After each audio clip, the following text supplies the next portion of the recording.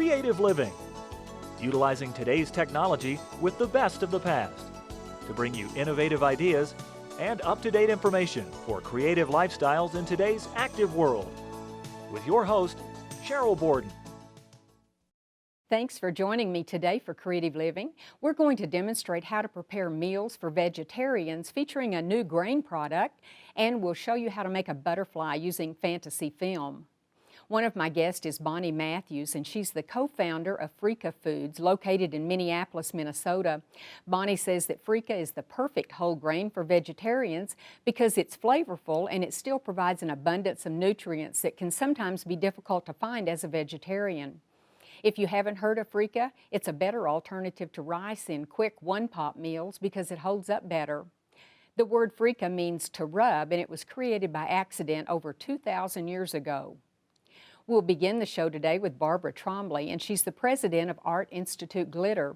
And Barbara's going to demonstrate how to work with a product called fantasy film and make lots of things with wings, and they're all quick and easy to make. And since you determine the shape of the project, you can literally make any animal, insect, or whatever you want to make. She's from Cottonwood, Arizona.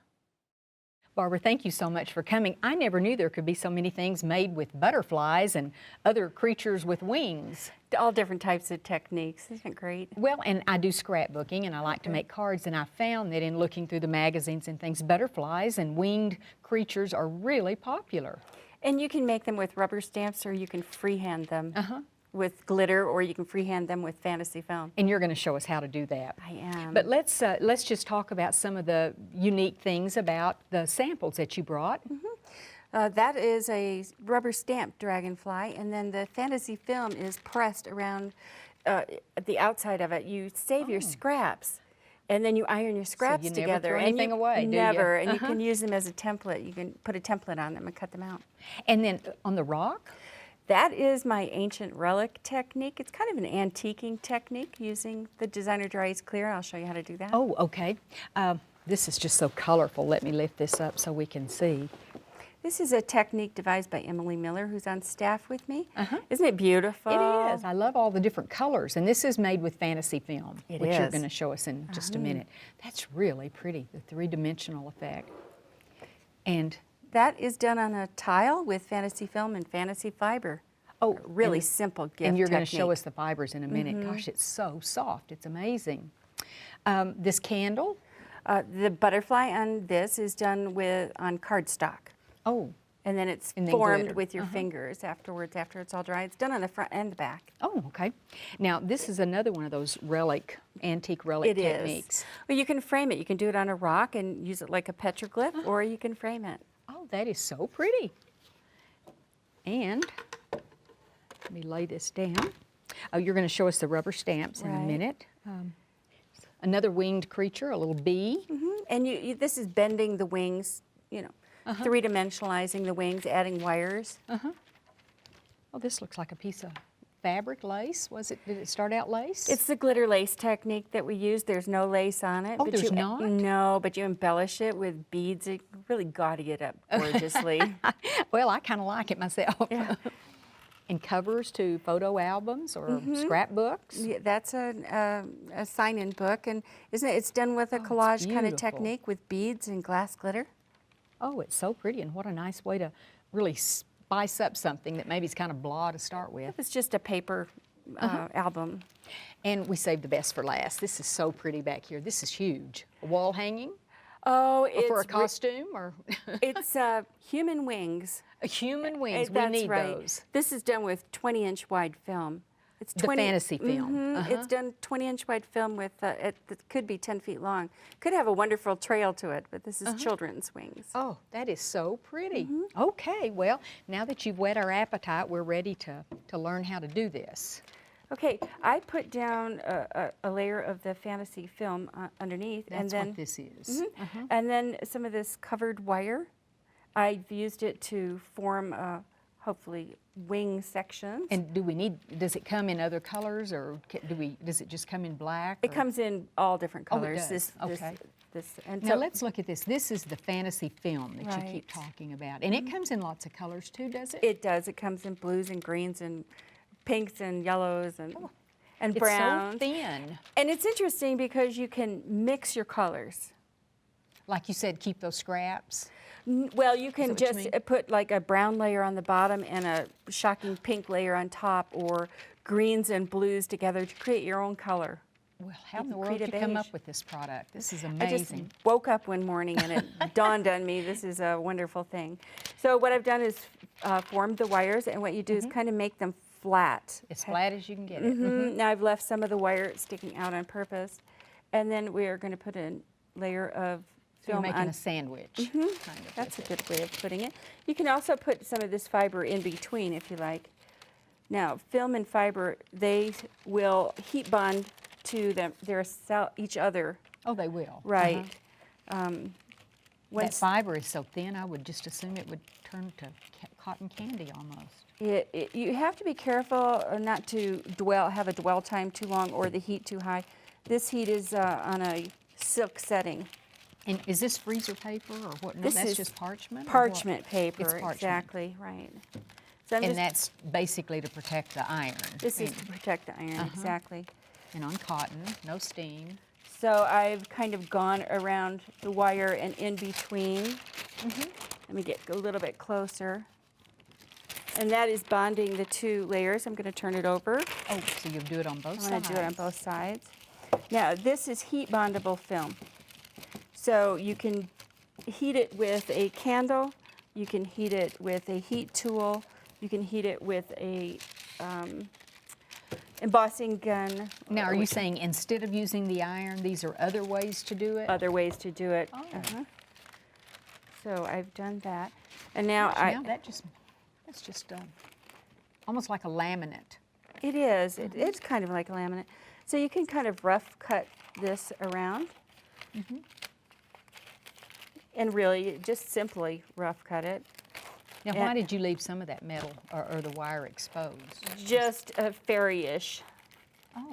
See, we've left one exposed here as well. Oh, this is what you're making right here. Right, It's the because same. afterwards, you can actually add beads onto the ends of it.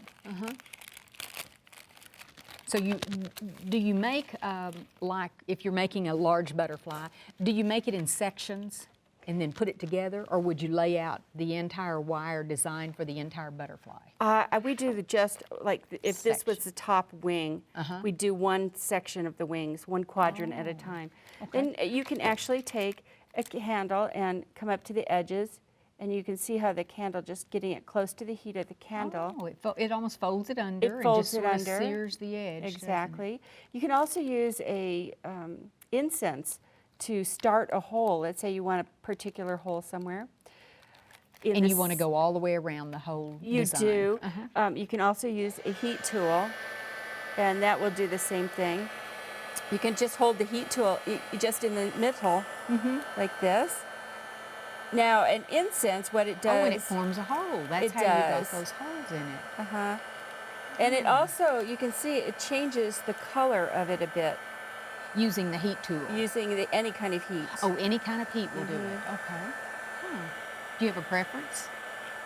Well, this is nice because it doesn't leave char marks. Oh, You with may the want candle char mark. marks, and now you can notice on this one we've put fiber in between these two layers.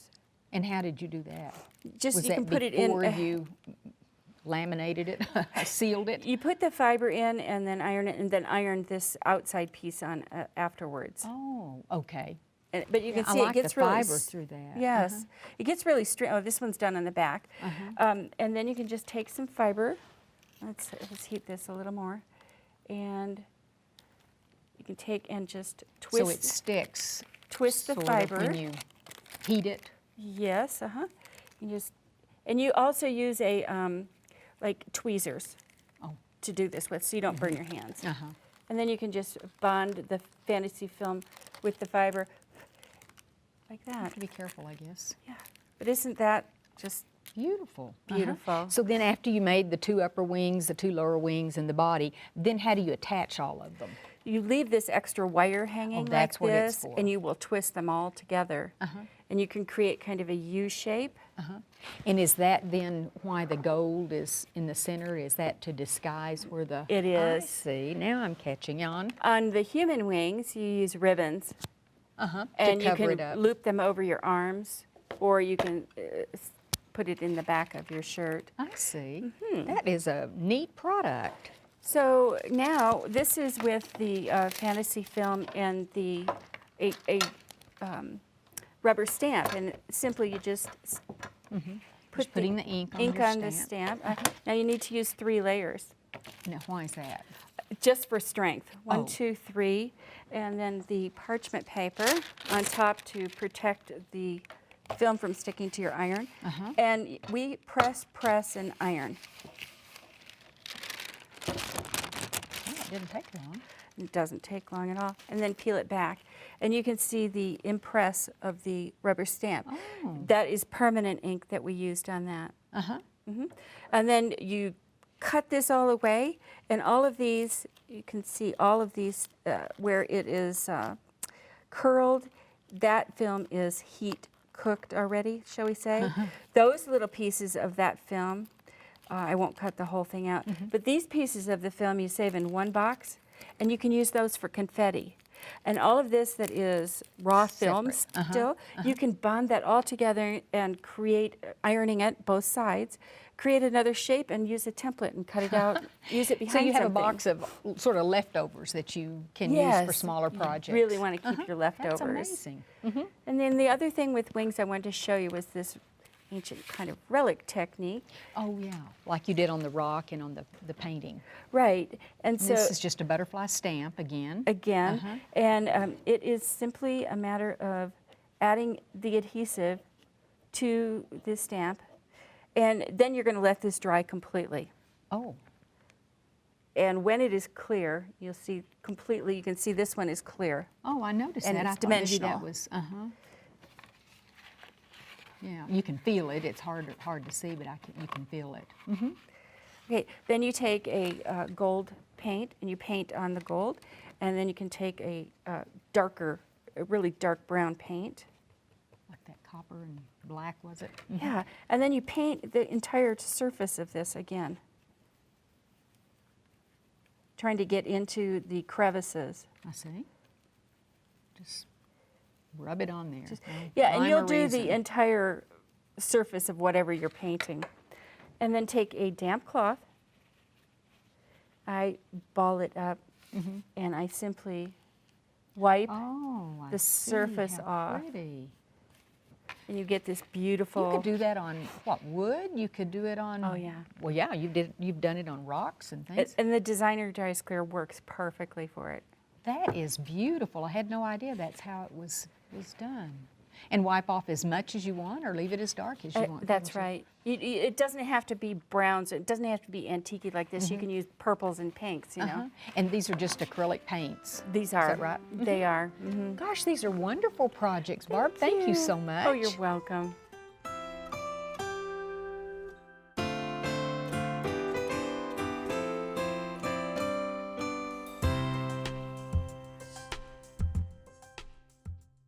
Bonnie, thank you so much for being here. It seems like when I cook, I've always got chicken or turkey, sometimes leftover roast or something, and I put that in almost every recipe.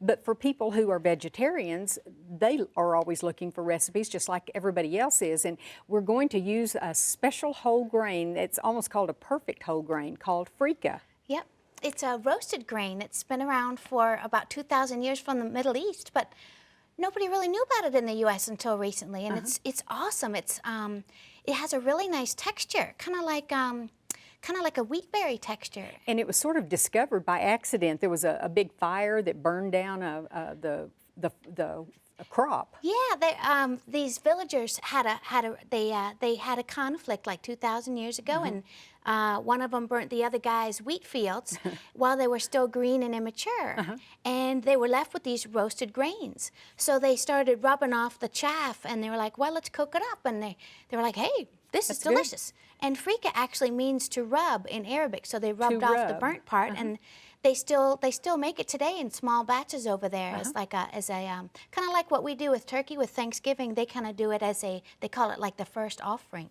Oh, okay. And it's actually grown in the United States. A lot of it grown in California, I understand. Yeah. Yeah. Okay, and you, as I understand it, you can substitute it for rice or couscous in any recipe. Absolutely. If you're vegetarian, or even if you're not, but if you're looking to add more fiber and protein into your diet, this is a great new grain to play with because it has 8 grams of protein and 4 grams of fiber. Per serving. Yeah, so it helps you stay feeling full, and it's just a really fun vehicle to add other stuff to because it absorbs a lot of flavor that you bring to it.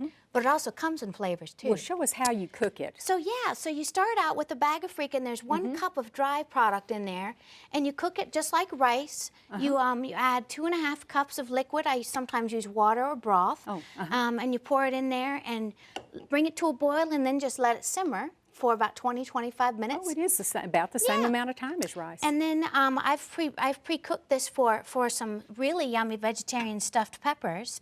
So this is the original. Yep, this is just the plain one. It's a nice golden color rather than the white, like the white rice. It's it's really interesting. And then I'm adding some garlic. And by the way, this garlic, you know, it comes in these little packets nowadays. You can get it in. You can find it in the produce department, and it's got the peeling already taken off, and they last a really good long time in the fridge, which is awesome. Saves your hands getting quite as garlicky. So it's a real time saver. And I'm going to put in some fresh tomatoes in here, and a little jar of whatever kind of salsa that you like. Throw that in there. This one's super easy. If you like spicy, this would be a good way to get those extra spices in there, wouldn't it? And some corn. I just used some frozen corn that I thawed out a little bit. And mix that up in there. And then I'm adding, if you dare, I'm adding a little bit of jalapeno in there. Dice that up and put that in there. And a little bit of chili powder. And again, maybe start with a little bit and add a little bit more. Yeah, just a little bit. Not much, just a little. And then I'm going to add some beans because I'm always looking for more protein.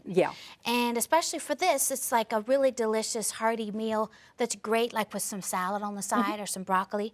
And so there's so many awesome beans out there. You know, like if you go out to eat, it seems like most people cook with black beans, which are delicious. But there's these other ones called aduki that have 7 grams of protein, and they're kind of small. So you're really adding more protein to an already high protein dish. And they're really flavorful. So I've rinsed those out, and I'm going to put that whole can in there. And I think it would be fun too. I get in a rut and tend to use the same ones, like you say, kidney beans all the time for a certain recipe. But it would be kind of fun just to start experimenting. We may find another favorite we didn't even know that was available. Yeah. Well, and there's pinto beans, and there's also these other ones that are really prominent in Central America called, they're just called small red beans, and they're delicious. Small red beans. They're real sweet and not real starchy, you know. So I didn't add any salt to this. You can. But I figured, you know, it's got so much flavor already. I try to keep the sodium down. And from the chicken broth too, has some salt in it sometimes. This one's vegetable broth, but yep. Oh, okay. But yep. So then this, I just put this right inside here, and I've already steamed these just a little bit in about 1 inch of water in a pot on and you could use the green, the red, the yellow. They're really pretty. And then they're ready to go, and I just put them in a casserole dish that's oven proof. And then you just kind of fill them up as much as you want. And Could these be individually then frozen? Would you freeze them before you cook them, or you know, I would after? cook them first. We're gonna bake these and for about half an hour at about 350. And then if you want, you can top it with a little cheese, like at the last 5 or 10 minutes, if you want to. And then once they're cooled, I would wrap them up individually in Ziploc bags and freeze them. Oh, okay. So go ahead and cook them. Well, that saves time the next time you're ready to prepare them. And you can add, obviously any other kind of vegetables you like. Mushrooms are also really good with this. And If you then- made this, the filling, Yep. could this then be served with something else as a side dish? Absolutely, yeah. You could absolutely just cook this up, just heat it Heat up, it up. or have it as a cold salad for like a picnic or something. Oh, And maybe I'd add just a little bit of lime to it right there at the end. But this is ready to go. You just put this Cook in it the 350 for about half an hour. yeah, Okay. and it's done. All right. And we have some here. This is really pretty when you use the 2 colors of peppers, I think, Yeah, too. So, and I did top it with a little bit of cheese. uh-huh. Yeah. And now there's 3 kinds of the Freekeh. This is roasted green wheat, and this is the roasted green wheat, but it also has rosemary and tamari. This one actually has tamari seasoning, and this one, the green bag, has rosemary and sage. Oh, this one has rosemary So that's and more sage. savory and delicious. That's great with like pork or chicken, that kind of thing, as a side dish or with those kind of ingredients. And this one has a little Asian flavor with a little organic soy sauce in it. But it's great, like it's good cooked up and used actually in cold salads with lots of vegetables. It's delicious. Okay. And then the original. Yep, and then the original is just plain. You can have that, just add, you know, if you love to cook and spice stuff, you can just use that in any kind of recipe. And just experiment Yeah. with your own things. So, okay, we have this, and then we have a chili recipe. Which type did you use in it? I just used the plain one. Oh, You can use the tamari too for that. It's delicious, believe it or not. Even though it's soy sauce, it's actually really flavorful in sort of Mexican recipes. And for the chili, you can do that in a crock pot. Just dump everything in there. You just And make take large quantities. Yeah. And you could just take the whole bag of Freekeh and put it in 2½ cups of water. And you can add some fire roasted tomatoes to that, or some crushed tomatoes, a can of that, and a can or 2 of beans. And again, you can use some of the leftover corn that you might have from another recipe, and just throw that in there and let that just simmer for a while. And some garlic, and you're good to go. And if you have your own favorite chili recipe, then you can just add to it. Absolutely, and sometimes just for a little bit more tang, I add a little bit of tomato paste, you know, kind of taste it as I go. But really, you can do no wrong with Mexican chili. And you were going to show us about working with avocados that maybe we yes. might not know. Avocado is really awesome. If you spice the chili the way I like to, with a lot of cayenne pepper, which is delicious, and it boosts your metabolism too, by the way. Sometimes you want to cut the chili with some sour cream or that kind of thing. Well, for me, like I don't use a lot of sour cream. I'll use a little bit of non-fat yogurt instead. Oh, and it's great. Just put a dollop on top. Just to add a little creaminess. And then for avocado, for the topping, I don't know if you've ever done this, but you can cut the avocado in half, and then you sort of score it. You score it like this, and make it like a little grid pattern, and then you just sort of flip it inside out, like that. No, I've never done it that way. Yeah, and then you can just top it. spoon it out on top. You can't ever have too much. And that's a also really nice yeah, look. and it cuts. It's not a high source of fat. Right. And it really adds some good flavor. And then right as you're serving it, you can put a little bit of lime right on top. And I found these, you know, that the companies are really getting into this fiber and protein thing. They realize that the demand that the people want it. And they've got all kinds of really awesome flatbreads out there and tortillas.